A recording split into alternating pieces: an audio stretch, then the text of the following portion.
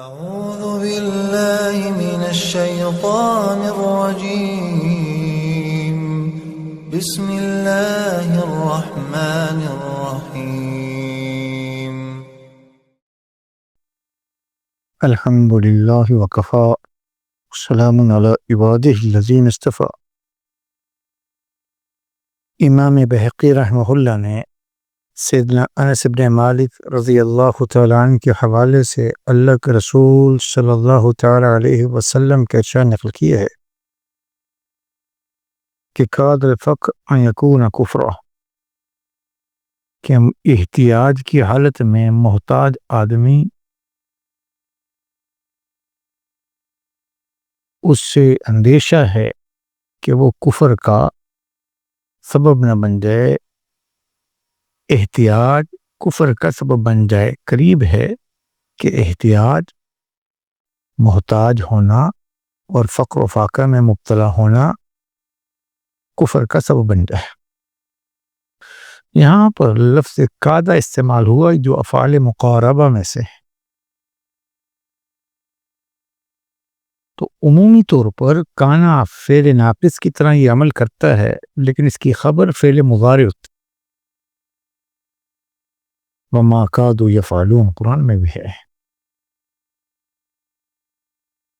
تو فقر، احتیاج، مفلسی، فقر و فاقہ، فقارہ، احتیاج ہونا، اس کی جمع فقراء آتی ہے۔ انما الصدقات للفقراء قرآن میں ہے۔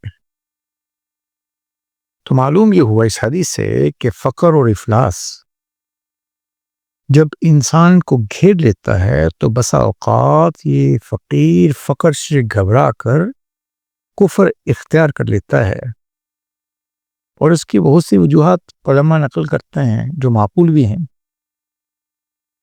کہ فقر کی وجہ سے انسان تقدیر کے نظام الہی پر اعتراض کرنے لگتا ہے، اور تقدیر پر ایمان لانا یہ ایمان کے مقتضیات میں سے ہے کہ اللہ کا ایک اپنا نظام ہے، جس کو جو دیا اس میں اس کی حکمت ہے، جس کو نہ دیا وہ اس کی حکمت کا عین مطابق ہے۔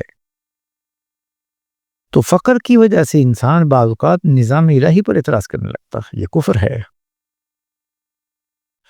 اور کبھی کبھی انسان اللہ کے سامنے دست دراز سوال یعنی پھیلانے کے بجائے، اللہ کے سامنے ہاتھ پھیلانے کے بجائے اللہ کے غیر کے سامنے دست دراز کرنے لگتا ہے، اور اللہ کے غیر سے بسا اوقات جب امیدیں لگاتا ہے تو اعتقاد تک پر اثر پڑتا ہے،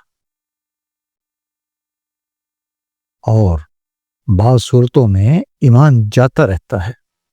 ایسے کلمات اس کی زبان سے نکلتے ہیں غیر اللہ کو پکارتے ہوئے، تو اس کی زبان سے ایسے کلمات نکلتے ہیں اعوذ باللہ جو ایمان کے منافی ہیں۔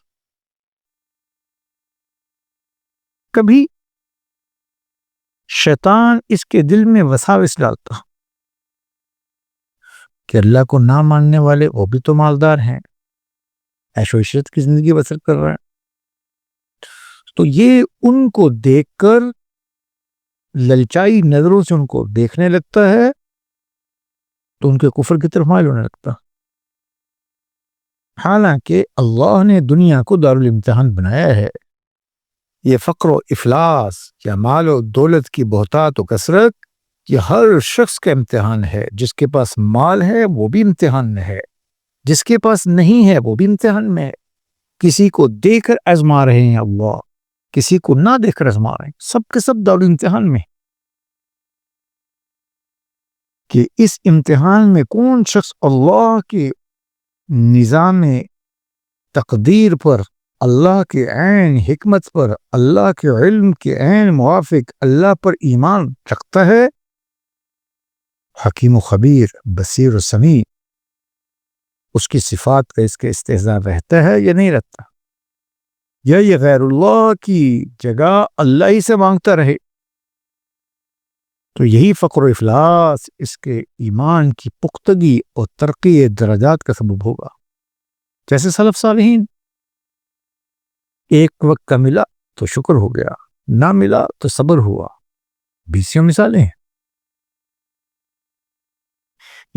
اس فقر میں بھی اللہ کا ولی بنتا ہے، اور اسی فقر پر اگر وہ صبر کر لے تو ہر روز ایک شہید کا ثواب ملتا ہے۔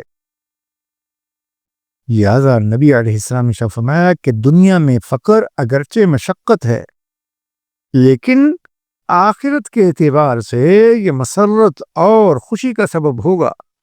جب جنت میں یہ 500 سال پہلے اغنیا سے جنت میں داخل ہو جائیں گے۔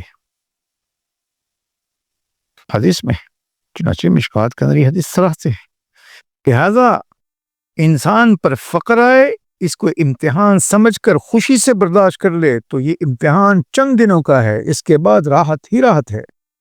اور اگر دوسری صورت ہوئی تو یہی فقر اور افلاس بعض صورتوں میں کفر کا موجب بن جاتا ہے۔ اللہ ہم سب کو عافیت، سہولت اور خیر کی زندگی مقدر عطا فرمائے، آزمائشوں سے بچائے۔ مسلمان آزمائش مانگتا نہیں ہے، لیکن اگر آ جائے تو صبر کرتا ہے۔ اللہ ہم سب سے راضی ہو جائے، رضا والی زندگی عنایت فرمائے۔ اللہ ہمارے دلی چاہتوں کو عافیت کے ساتھ پورا فرمائے، ہماری ضروریات کا اپنی جناب سے خود ہی انتظام فرمائے، خود ہی کفیل ہو جائے، کسی کو کسی کے سامنے محتاج نہ کرے۔ السلام علیکم ورحمۃ اللہ وبرکاتہ۔